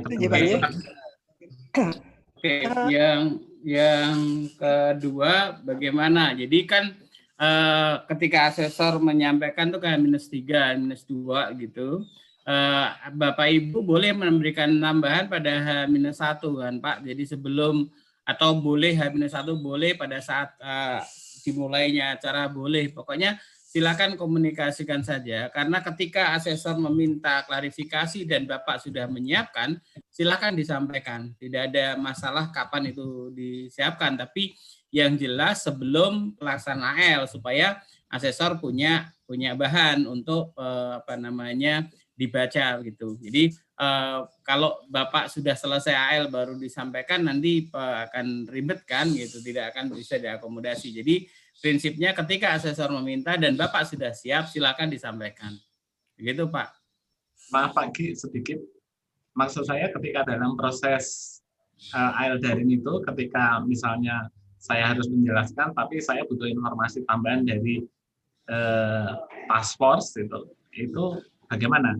Ya silakan saja kan, tinggal Bapak, itu kan seperti komunikasi seperti biasa saja lah Pak, pada saat kita visit face to face, oke. Ketika sedang menyiapkan ada informasi baru, silakan disampaikan selama informasi itu valid dan asesornya meyakini itu valid kan tidak ada masalah. Ya. Ditambah. Terima kasih Pak. Terima kasih.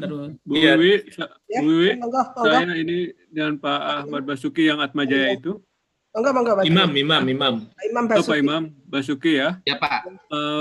Bapak yang teknik sipil S2 itu masa berlaku akreditasi sebelumnya habis kapan Pak? 15 Maret 2020. 15 Maret 2020. Kita masukkannya 14 September 2019. Di data kami itu habis 15 Maret 2020 Pak ya. Oke. Ya. Setelah permen berarti. Bukan habis masa akreditasinya Pak, tapi usulannya bulan September ya. Bulan September, memasukkannya September sih tanggal itu 14. Berakhirnya Oke Pak, nanti kita telah lagi Pak. Kenapa? 2019 loh berakhirnya.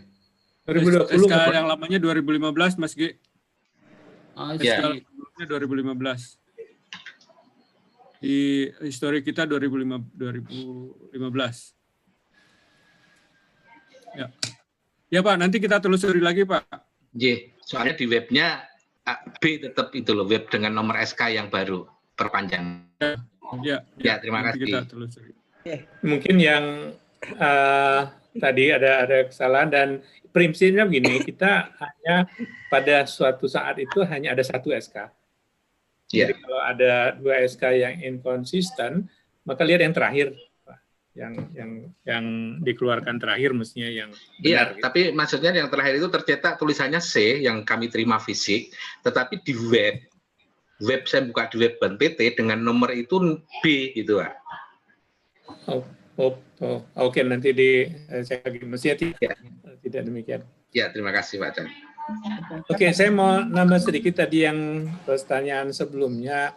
Jadi sama dengan proses AL face to face. Jadi kalau misalnya Bapak ingin mendelegasikan menjawab pertanyaan ke teman atau ke anggota task force atau ke siapapun gitu ya tinggal dikatakan saja bahwa untuk informasi terkait hal ini akan dijawab oleh si B atau si A. Tentu saja pada saat itu yang bersangkutan ada dalam sesi Zoom gitu ya. Jadi sepanjang dia ada dalam sesi Zoom, toh dia bisa juga menyampaikan ataupun ikut nimbrung dalam diskusi. Juga make sure bahwa tadi jangan satu laptop rame-rame gitu ya, tapi kalau ada 20 anggota task force ya masing-masing join aja gitu dengan ke link Zoom yang sudah diberikan, sehingga setiap saat kalau misalnya ada yang mau share screen ya masing-masing share screen gitu Pak ya. Jelas nih Pak ya. Ibu Bapak sekalian, waktunya sudah hampir habis. Ya, tadi saya kira kita cukupkan sekian. Mohon maaf kalau ada hal-hal yang kurang berkenan, dan nanti untuk Pak Imam kita akan telusuri, kemudian informasinya akan kami sampaikan. Yang penting ada hal-hal yang perlu dicatat, bahwa semakin banyak informasi yang diperoleh asesor sebelum hari H-nya, nanti itu akan semakin memperlancar visitasi, ya, proses visitasinya. Semoga semua lancar dan hasilnya sesuai dengan harapan. Matur nuwun. Assalamualaikum warahmatullahi wabarakatuh. Selamat siang. Waalaikumsalam warahmatullahi wabarakatuh. Monggo Sugeng Kondur. Sudah di rumah. Sudah di rumahnya.